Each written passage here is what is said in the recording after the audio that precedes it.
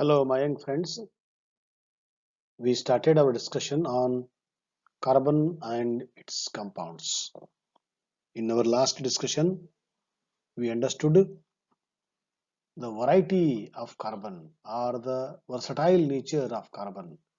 Versatile means what? Capable of adapting, capable of adjusting, capable of performing different functions, tasks. So, this is called versatile. That means carbon has the unique nature of uh, adapting or adjusting or behaving or showing variety of properties. That is called versatile nature of carbon. Okay, so we understood already versatile nature of carbon in the form of the covalent bond or allotropy and different carbon compounds which are in millions of compounds are there. But what is the cause why with carbon only this nature is there? Okay, among the 92 elements which are present in the modern periodic table, it is the carbon shows this nature. Why? So today's topic of discussion is what? Versatile nature of carbon and why it is behaving like this. That is the one. And the remaining the small chapters of the nature of the carbon. Okay. So I welcome for today's session on the reason for versatile nature of carbon. Reason number one, cause number one is catenation, which is very important. Catenation is what? Carbon has the ability to combine with itself. It is small in size. It is electronegative in nature. Okay, it is having 6 electrons out of 6, 2 in the K, 4 in the L shell, and those force are ready to give, ready to accept. And before carbon, you see on the modern periodic table, they are ready to donate. After the carbon, they are ready to accept. Carbon ready to share. So all these nature of carbon made to go for carbon not only combines with others, carbon combines with itself. This is called a self combination. So because of self combination, carbon can go for long chain of carbon atoms. Whether it is a carbon chain is a straight chain or curved chain or a branching or a ring structure, close, circular. So in variety pattern, carbon forms a long chain, and that chain becomes the backbone or the main framework for other atoms to combine, so that variety of carbon compounds are formed. So this property is called what? This property is known as catenation. Ability of carbon to combine with itself to go for the long chain of carbon atoms which acts as a frame or the backbone, so that other atoms can combine and goes for variety of carbon compounds. So this property is called what? Catenation. So this is the reason number one or the cause number one. You can see branch straight chain, branching is possibility, close also possibility, ring structure also possibility, variety possibility is there. Okay, it is because of what? Carbon combining with itself, known as a catenation. Second is tetravalency, having 4 electrons in outermost shell. See, if sodium structure is what? 281, electronic configuration of sodium is 281. So every atom wants a stability. So what is stability? Having 8 electrons in the outermost shell. So to do that, they want to give electron or they want to accept electron or they want to share electron. Okay. So in the case of sodium, which is 281, if it want to go for the 8 electrons in the last shell, it has to lose 1 or it has to gain 7. If you compare these two, I think losing 1 is very easy for the sodium to acquire 8 in the last. So sodium prefers to lose electron. Whereas in the case of chlorine, it is 287. To become 8 in the last, chlorine has to accept 1 so that it becomes 288, or sodium has to lose 7 in the third shell so that it becomes 28 up to second shell. So I think once again here also gaining 1 electron so that it becomes 288, 8 in the last shell. So depend upon that nature of the type of the electronic configuration. So they go for sharing, donating, or accepting. But in the case of carbon, it is 2 4. So losing also, if it loses, what happens? It loses 4 electrons, becomes 8, it becomes 2 only. If it gains, it becomes 2 8. Okay, so it will not lose, it will not gain. Both are problematic. So better one is what I will share. I am having four. If anybody is there to give their electron, I will go for bonding. So it is that nature of carbon makes to go for the large number of carbon compounds, and this property is called what? Tetravalency of carbon, having four valency around the carbon, four electrons in the outermost. Multiple bond formation. Carbon has the ability to go for the more than one bond. Carbon carbon single bond is here. In some cases carbon carbon double bond is here. In some carbon compounds we see carbon carbon triple bond is here. So single bond ready, double bond ready, triple bond ready. So not only it goes for the long chain, in the chain we find double and triple bond, also multiple bonds. So that also possibility is with the carbon due to small size. Therefore carbon can go for multiple bond formation. This is one more and the third reason for what? Versatile nature of carbon. Isomerism. Isomerism is what? Molecules having the same formula but different structure of formula. Okay. So due to different structure of formula, they behave to some extent differently. So this also property uh, makes carbon more versatile. Okay, right. Now see, carbon having four electron, one, two, three, four. So it is sharing with chlorine. Chlorine gives one electron, carbon gives one electron. So one bond, the same is second bond, third bond, fourth bond, CCl4, carbon tetrachloride forms. Methane, carbon gives one electron, hydrogen gives its electron, one bond, sharing, same here, same here, same here. Here also four single bonds. Here also four single bonds, carbon tetrachloride and methane. Okay. So in this way, carbon goes for what? Bonding formation. These are called Levy's structure. Levy's worked a lot in this field to show the uh, outermost electrons in the dot form, in the point form. So he was writing the structure, and those structures are called as what? Levy structure or dot structure, or Levy's dot structure for molecules. Okay, right. Now see, carbon can go for linear chain. Carbon can go for the branching, just now we studied. Carbon can go for cyclic or the closed. Carbon can go for the double bond. Carbon can go for the triple bond, variety, versatile. Now, excuse me. This is again one more important, interesting, small topic. This is known as the vital force theory. Vital force theory. In the past, during ancient times, it is believed that our body prepares some chemicals. For example, our body prepares urea. Okay, our body prepares some fat. Hmm? So that means our body prepares what converts into sugar, right? But what was the belief earlier? It is because of the body functions. It is because of the body chemicals, body mechanism. They are able to prepare sugar or the urea. But same urea, same sugar to prepare outside in the laboratory is impossible. That was the belief. It is only body conditions which are responsible for the preparation of such chemicals in the body, like urea. The same urea we can't prepare outside in the laboratory. That was the belief. Okay. So, but it is the German scientist Uhler. He proved that he was carrying out some reactions. So during that time, he somehow prepared urea from ammonium cyanide. Okay, in the laboratory.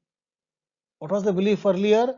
Urea cannot be prepared in the laboratory outside, because to prepare urea, we require some body conditions which are not there outside. Only body prepares. But now Uller made it no. So Uller converted ammonium cyanide into urea in the laboratory. So without body's conditions help, he prepared it. So that is the breakthrough in the field of organic chemistry or the carbon chemistry. That means we can prepare chemicals outside the laboratory also, which are prepared by the body.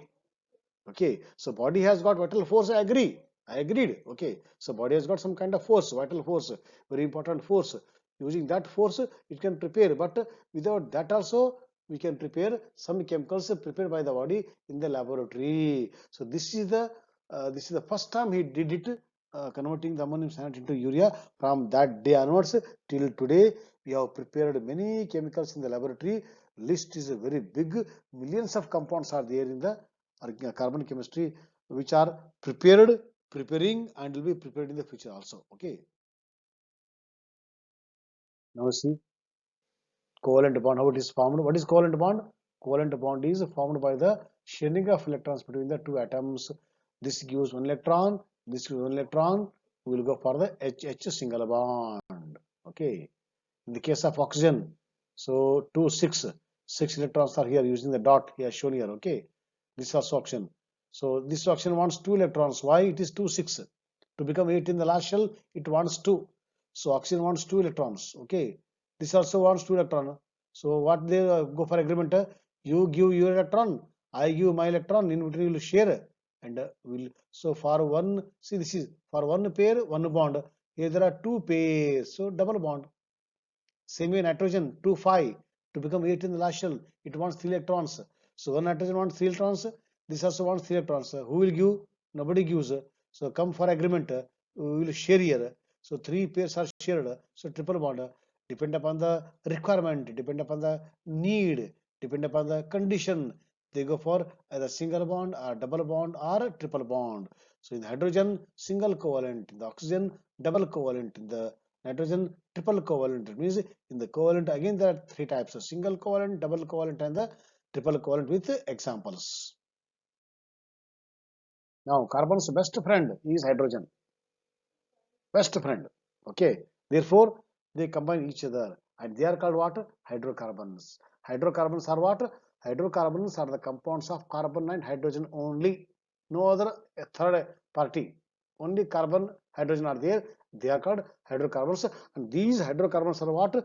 They are the main compounds of carbon chemistry. They are the basic compounds of the carbon chemistry. So using the hydrocarbon, we can prepare some other chemicals. For example, the first member of hydrocarbon is what? Methane. Simplest hydrocarbon is methane, CH4. So using CH4, we can prepare CH3Cl, methyl chloride. We can prepare CH3OH, methyl alcohol. We can prepare CH3COH, acetic acid. We can prepare CH3CN, methyl cyanide. So many chemicals are prepared from the methane. Okay, so hydrocarbons are the fundamental carbon compounds, are the basic carbon compounds which contains only carbon and hydrogen, and they are used as a starting material to prepare some other chemicals. Okay, right. And in the hydrocarbon, depend upon the structure, they are classified into two categories: saturated hydrocarbons and unsaturated hydrocarbons. What do you mean by saturated? Here, valence is saturated, valence is satisfied. That means around the carbon we find all single bond, four single bond. They come under the saturated hydrocarbons. For example, methane. Around the methane, we find four single bonds. So methane is saturated. Valence is saturated. Whose valency? Carbon's valence is saturated. Therefore, they come under the saturated hydrocarbons. So alkanes and the cycloalkanes are the two families which comes under the this category, saturated hydrocarbons. And the general formula means what? They follow this formula. Okay, if you put n equal to 1 here, C1H2 into 1 plus 2, that is CH4 methane. If you put n equal to 2, C2H6 ethane and propane and so on. So this is the general formula for alkene, general formula for the cycloalkane, cyclic, which is close structure. Both falls under the category saturated hydrocarbons. One more is there where they are called unsaturated, where valence is not satisfied. Okay, with examples we'll see. Saturated hydrocarbons have single bonds. Here they have either double or triple, minimum one double or minimum one triple. Okay. So because valence is satisfied, so they burn properly, so they give blue flame or the clean flame, whereas here valence is not satisfied, so they give yellow flame, or compared to saturated, they give little smoke while burning. These are saturated hydrocarbons where we find only single bond, all single bond around the carbon. Around the carbon, all single bond. Around the carbon, all single bond. All single, nowhere double bond. Valence is fully satisfied. You see, around every carbon, four single bonds are there. Here you see, so one bond here, third bond here, fourth bond here. Around every carbon, you will find four single bond, and they are called saturated hydrocarbons. You see where around the carbon four single bonds are not there. Here four single bonds are there, but around this carbon, this is single, this is triple bond. Four bonds are there, not a single. This is one triple bond, together triple bond, one single bond. So valence is not satisfied, so we have taken triple bond here. Okay, that's why they are called unsaturated hydrocarbons. See also double bond is there, double bond, double bond. So in all these examples, valence is not properly satisfied. So to satisfy the valency, we have taken double and triple bond. So they are called unsaturated hydrocarbons. Okay, right. So carbon, I told you, carbon can go for variety. So either a straight or a branch or a close. So these are the variety of carbon.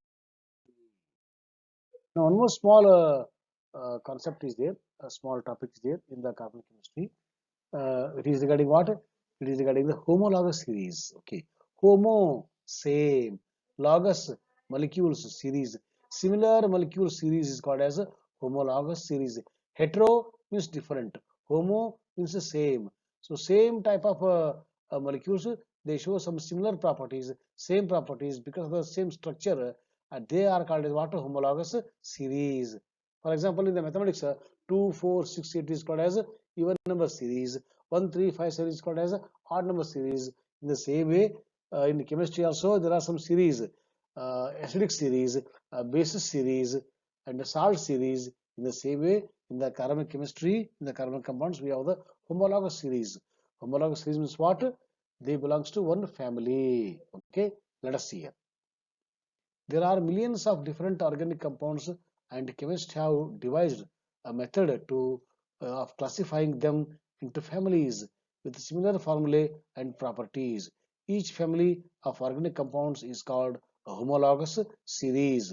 A homologous series is a family of compounds with the same general formula, same functional group, and similar chemical properties. And they are called as what? Homologous series. Examples will clear the see. One more way of telling the what is meant by homologous series. A series of compounds with similar chemical properties in which members differ from one another by additional CH2 group is called a homologous series. Okay, let us check. This is called, uh, we have many series. Okay, alkane series, alkene series, alkyne series. What is alkene series? Where we find only single bond. Alkene, minimum one double bond. Alkyne, minimum one triple bond. Okay, and there is respective general formula. Examples, all these. But here you see, this is called alkane series. So methane, ethane, propane, butane, pentane, hexane, heptane, octane, nonane, and decane. In all these, you'll find only single bond alkane series.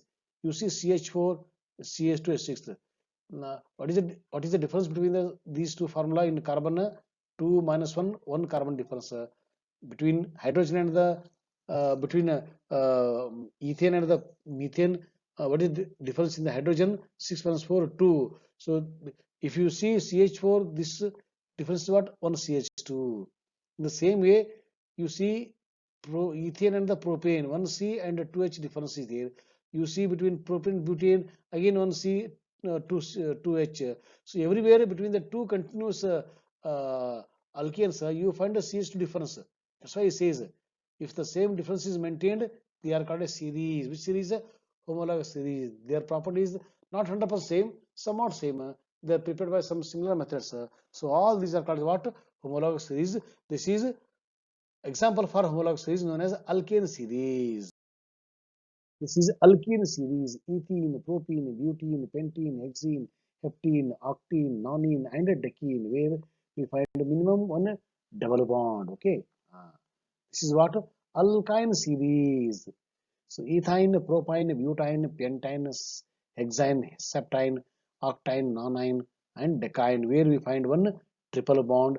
They follow general formula CnH2n minus 2. They follow CnH2n whereas alkane follows CnH2n plus 2 formula. So these three are examples for what? Homologous series, alkene series, and the alkyne series. Now one more is there. This is called alcohol series. Okay, methanol, ethanol, propanol, butanol, pentanol, and so on. So this is a alcohol series. Okay, and this is a carboxylic acid series. Methanoic acid, ethanoic acid, propanoic acid. In the same way, butanoic, pentanoic, hexanoic, heptanoic, octanoic, nonanoic, and decanoic. So this is what. So in carbon chemistry, we find many series: alkene series, alkyne series, aromatic series, alcohol series, acid series, amine series, amide series, carbonate series. So carbon chemistry is like a Brahmanda vast. Okay, it is because of what?